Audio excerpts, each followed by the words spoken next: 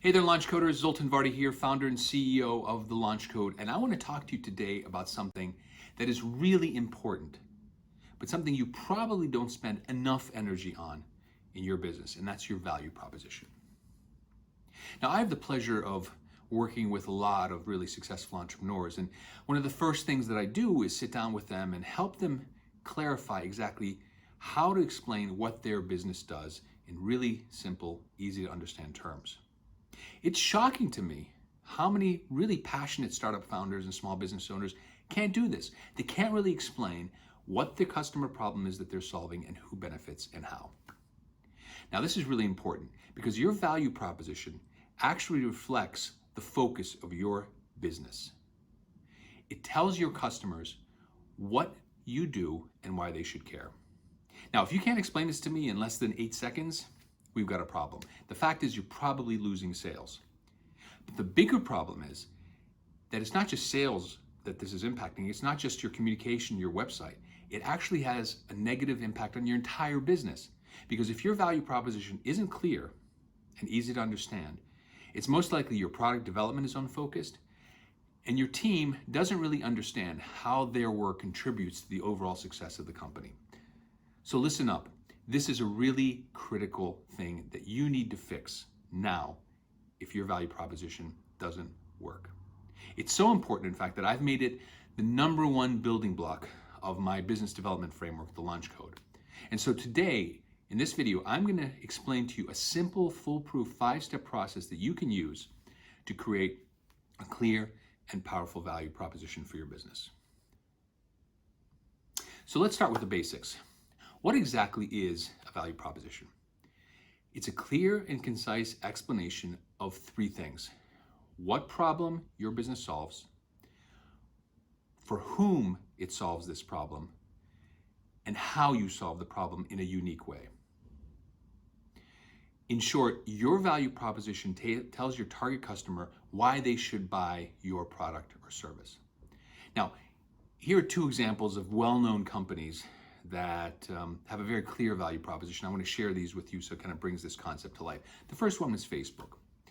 Facebook is a social utility that helps people communicate with their friends and family members and coworkers by connecting them through an easy-to-use online platform. Here's another one, Salesforce. Salesforce is a software that helps businesses improve their sales results by collecting and analyzing customer information and creating quality sales management processes. Both of these are pretty clear as day, right? I mean, imagine what it would be like if your value proposition would be just as clear and just as powerful as that of Facebook and Salesforce. How much could you grow your business? Now, I found there are 3 typical mistakes people make when they're creating their value propositions. And let me take you through each of these individually. So mistake number 1, it highlights the features of your product or service and not the benefits it provides to your target customer. So let's say your company is called XYZ Corporation. XYZ Corporation is a leading developer of nanotechnology. Okay, but if I'm a customer, why should I care? Why is that good for me? I'd love to know. Mistake number 2, the target customer is either unclear or too broadly defined. XYZ Corporation is a leading developer of nanotechnology to the medical profession worldwide. Okay, but just because everybody can use your service doesn't mean everybody should use your service. How about if you narrowed your focus in this case to cardiologists working in private hospitals in Northern Europe? Wouldn't that become a much clearer value proposition for that target audience? Mistake number 3. The value proposition includes industry buzzwords that cloud your message to people who don't work in that industry. XYZ Corporation is a leading developer of microcellular nanotechnology built on a polymeric and lipid-based nanoparticles and used in the medical profession worldwide. Okay, I guess if you're in that industry, you might understand what that means. For me, it's all Greek. Make sure you don't fall into these same traps when you're creating your own value proposition. Your value proposition may differ for various customer segments. You can have multiple value propositions if you have different types of customers who use your product or service in different ways. So let me give you an example. Uber is a good example. Their value proposition is different to riders as it is to the drivers, right? For riders, we say, Uber helps city residents travel conveniently 24 hours a day, 7 days a week by calling a ride with one click and tracking the driver. Really clear, right? While the company value proposition for riders is very different. Uber helps you earn income using your vehicles to transport passengers by making your availability visible to potential customers.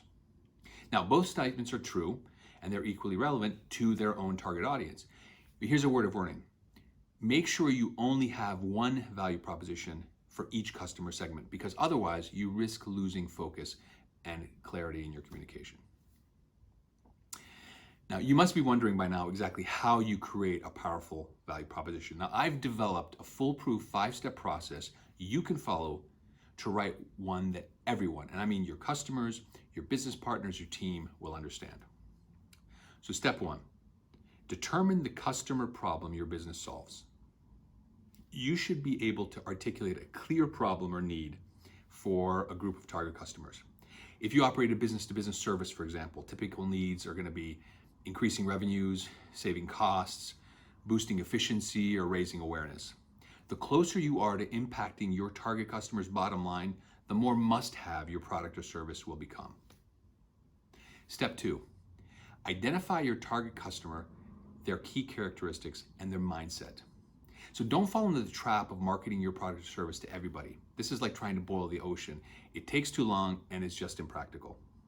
Instead, start by defining a typical customer segment according to certain demographic and psychographic characteristics, okay? These can include kind of facts and figures stuff like age, income, revenue level, industry or geographic location, and kind of touchy-feely stuff like believes in customer care or places a high value on quick response time. Targeting a clearly defined niche will help you focus your business and your marketing message and select your sales channels, because you'll be able to clearly identify who you want to reach with what message, okay? You're going to talk about things that your audience wants to hear and understand, so you're going to be much more powerful in the way you communicate. And just remember, before Amazon was the world's biggest retailer selling everything to everybody, Jeff Bezos, the founder of Amazon, basically wanted to sell one product to one target audience. He sold books to technology-savvy book lovers, and he grew from there. Step 3, name the product or service you're offering. So you want to give your product or service a simple name that an average person will understand, okay? It could be, very simple terms. Is it a marketing platform? Is it a software tool?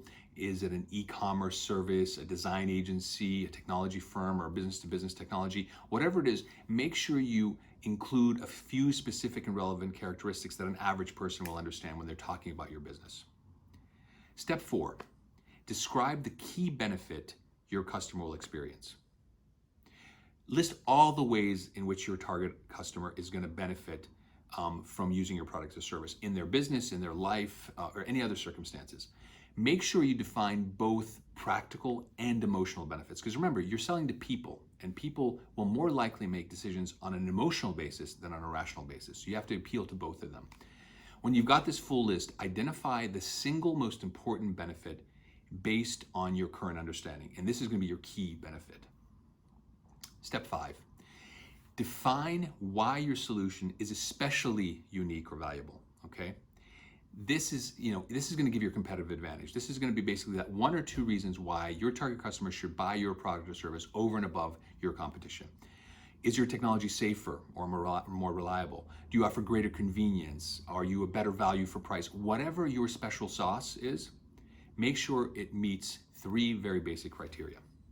First, your special offer or benefit should be meaningful. So it's something that creates value or has value in the eyes of your target customer.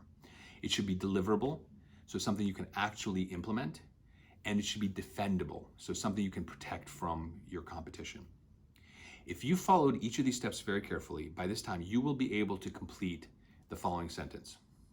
Company name is a, whatever your product or service definition is, that helps your target customer, 2, key benefit, buy, your competitive advantage. So if you fill in all of those gaps with the information from the answers to those 5 questions, you should be able to create a sentence with absolute clarity and that will explain what your business does. If you want to test it out, here's an example of something I often do. Show it to intelligent 10, 11, 12-year-old that's in your area or in your community. If they understand what your business does, then you've probably created a clear value proposition. If they don't have a clue, you have to go back to the drawing board. Creating a value proposition is a process, okay? Don't get discouraged if you don't get it right the first time. It's likely that you need to test several versions before you arrive at the one that really resonates with your target audience. You need to find your focus, and that requires you to let go of some initial assumptions. And sometimes that's the most difficult thing, right? You start out with a bunch of assumptions about your business, about why it's benefiting others, what the target customers, and you just realize through experience that that's not actually what is the true benefit. And so you've got to let go of that stuff over the process as well. Eventually, you will be able to create a value proposition that is really clear and that resonates with your target audience. And if you get it right, you'll immediately feel it, because it's not only going to boost your bottom line as you start closing more and more sales, but you'll ensure the long-term prosperity of your business. And eventually, you and your business will blast off. Keep these tips in mind, and I look forward to following your success in the future.